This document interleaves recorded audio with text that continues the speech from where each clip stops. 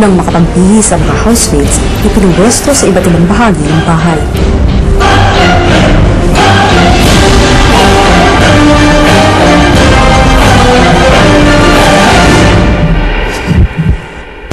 Grand Council, ngayong gabi, may meron kayong mahalagang misyon. Tulungan niyo ako at ang buong sambayanan para alamin kung sino sa mga housemates ang karapat-dapat na maging Big Four at maging Big Winner. Unang humarap sa Grand Council si Alex.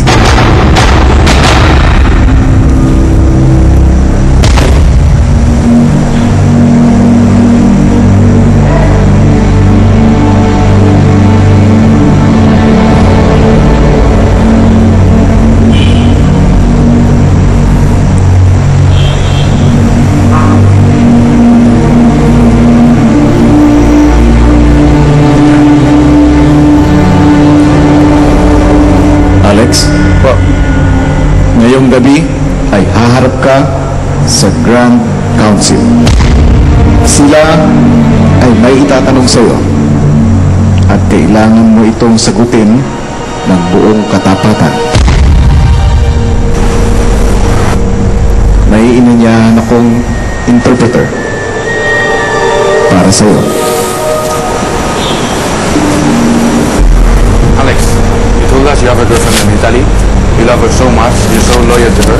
You even asked Kuya for a picture. What I really know is that you told Beauty I love you. We want to know what's going to happen with Beauty.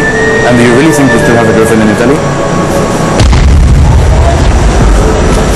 I didn't tell Beauty I love you. Everyone saw that. No. I don't know. Hindi ko alam.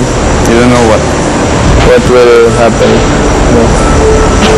Sa tingin ba niya tama o ayos lang, okay para sa mga kabataan ang ganun ka-intimate, lalo na't may naghihintay na girlfriend siya sa labas? Kung makayakap siya kay Beauty ay napakahigpit.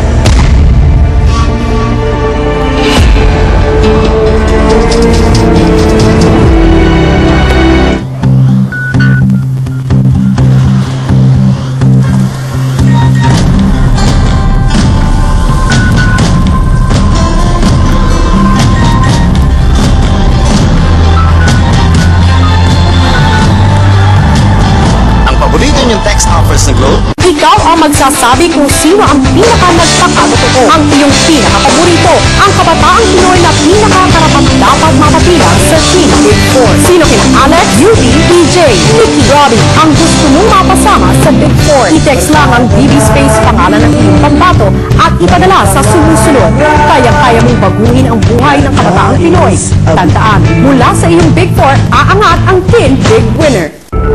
Sa tingin ba niya tama o ayos lang, okay para sa mga kabataan ang ganun ka-intimate, lalo na't may naghihintay na girlfriend siya sa labas? Kung makayakap siya kay Beauty ay napakahigpit. Sa tingin ko, hindi masyadong tama. Kasi maybe the children can think bad things. So it's not right.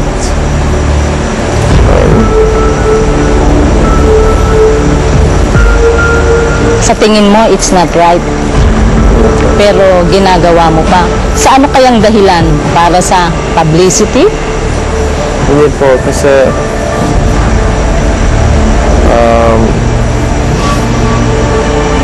before I didn't feel something about Beauty. Now, meron something, but not too much. May pagkisiyan ka ba sa loob ng bahay ni Kuya?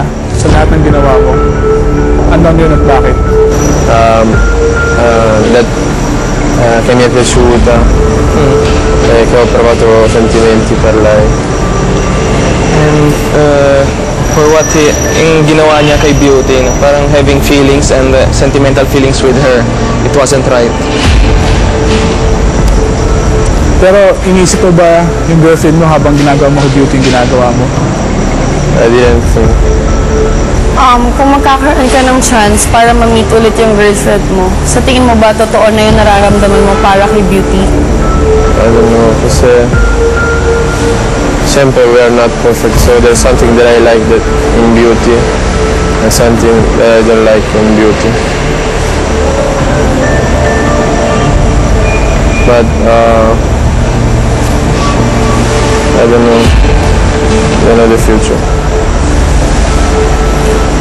I have to be more mature. Kung papipiliin ka yung girlfriend mo o si Beauty, Girlfriend ko. bakit mo kailangan maging ganun ka-close kay Beauty kung siya pala ang pipiliin mo? Hindi ko alam, because I felt something for Beauty, and every day in the house we are together, so for that I think. Hindi kaya ginagamit mo lang si Beauty dahil akala mo siya yung girlfriend mo? Hindi.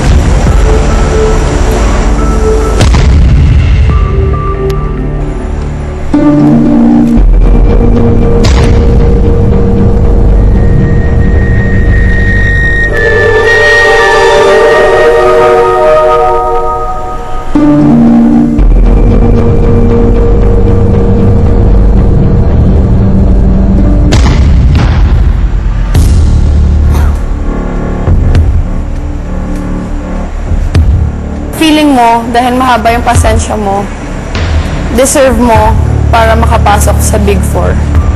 Sa tingin ko, sa mga lahat ng ginawa ko dito sa loob ng bahay ni Kuya, Eh, wala ka namang ginagawa sa loob ng bahay ni Kuya, diba? Playing safe ka lang, di ka marunong magalit, tahimik ka lang.